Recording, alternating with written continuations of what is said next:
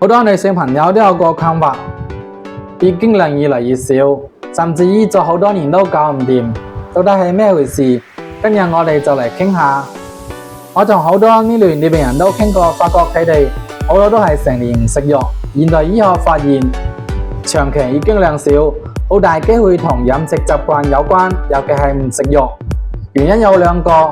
首先，如果食素，但係又冇合理咁搭配，身體就會攝取唔夠熱量，體重過輕。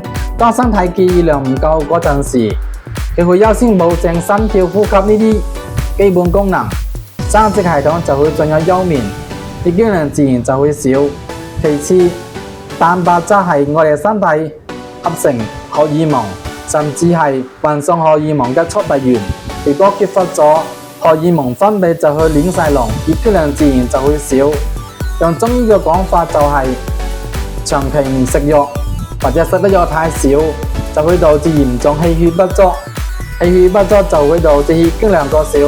簡單嚟講，就係冇足夠嘅物質生成血液、儲存血液，調節月經嘅臟腑功能弱咗。所以如果想醫好月經量過少，除咗揾啱醫生之外，仲要記得餐餐食藥。